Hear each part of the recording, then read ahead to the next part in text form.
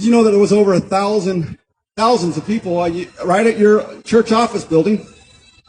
Sam Young, bless his heart, I love that man. Did you know, talking about him, right before I came to Salt Lake City for this event, I talked to him on the phone, and you know that man still loves the LDS community. He loves his LDS people, just as I do. We're not your enemy. We love the Mormon people, the Latter-day Saint people. Did you know that he fasted for 9 days for this event? He said, Brian, I fasted for 9 days that this event would change hearts and reach policymakers so that less children would be harmed. He loves the children of the LDS community, loves them.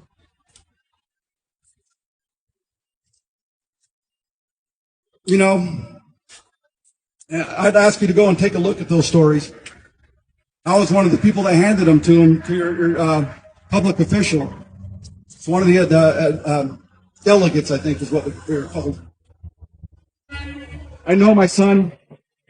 I know those worthiness interviews were very harmful to his mental health. I have no doubt that that's the second heaviest contributor to his end-of-life decision.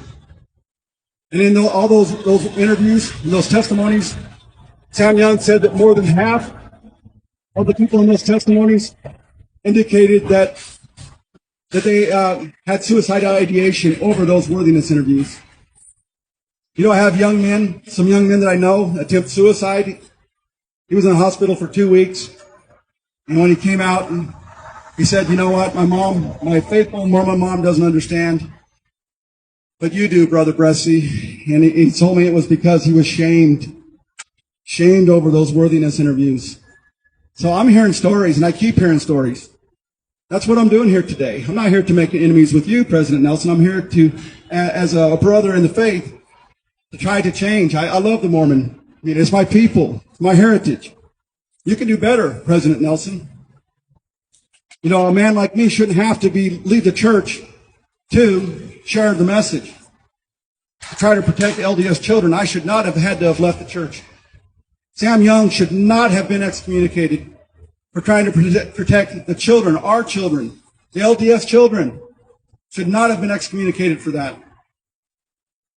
People should be able to have viewpoints that we believe are protective and faithful. But I understand your legal dilemma here, President Nelson. I understand it, because if you acknowledge that harm has came from these worthiness interviews, which thousands of people have told you have, if you acknowledge it, now you've opened yourself up to a liability. Now you got policy again being handed over to church attorneys. They came and told you, President Nelson, or maybe those under you, if we acknowledge that aspects of these worthiness interviews are harmful, it could open the door to litigation over them.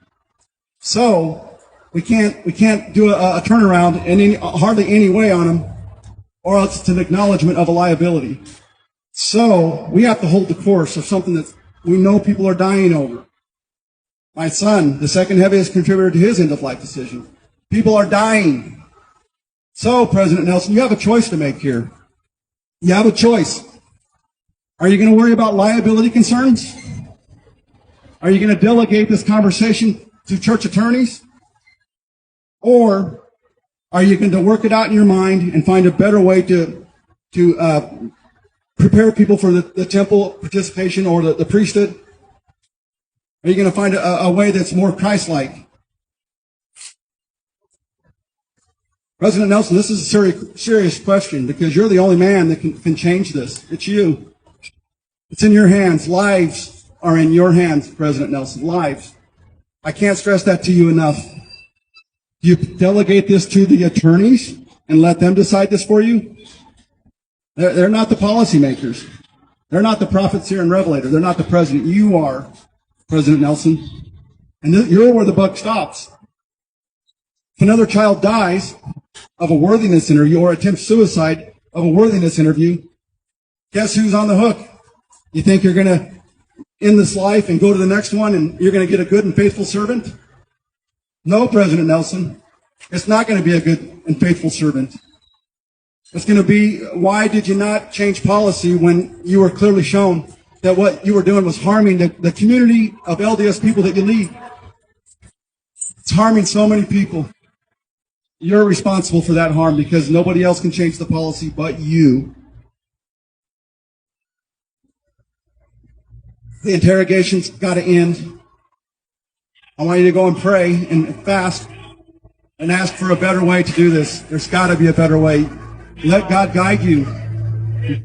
Exactly as Oliver Calvary was told, to work it out in your mind and in your heart, and then go pray about it. You can't just pray about it. Come and talk to victims. Say, how can I make sure this never happens again? How can I make sure a Samuel Bresee never kills himself again over a worthiness interview, or a Kip Eliasson? How can I, thousands, it's not just a couple of boys, it's thousands, more than you ever know. Your community is being harmed in places they're talking about it and you don't even know about it. They'll talk to me, but they won't tell you. You must do better. You can do better. With that, I'm inviting you to come down here and talk to me. Please show some graciousness. I'm not here attacking the church for just to be attacking. I'm trying to protect the LDS children. Show me some graciousness. Come down and at least say hi and visit with me. See, hear my son's story, hear my story. Try to add to that knowledge so that when you go to fast and pray, you've worked it out in your mind a little bit more. A little bit more than the advice of church attorneys. Make the LDS environment healthier environment. Make it a safer environment. Utah has a very serious teen suicide problem because there's a perfectionist culture going on in the LDS community. Any mental health professional would tell you that's not healthy. Perfectionist mindset, extremely unhealthy. You're damaging connectiveness. You're damaging sense of worth. Come on down and visit with me. I'll be pleasant. We're on the same team here. We should be. But anyways, that's my message for the day, and we bless you, and we hope God's Spirit will be with you. We pray that you'll gather the knowledge to pray with, work it out in your mind.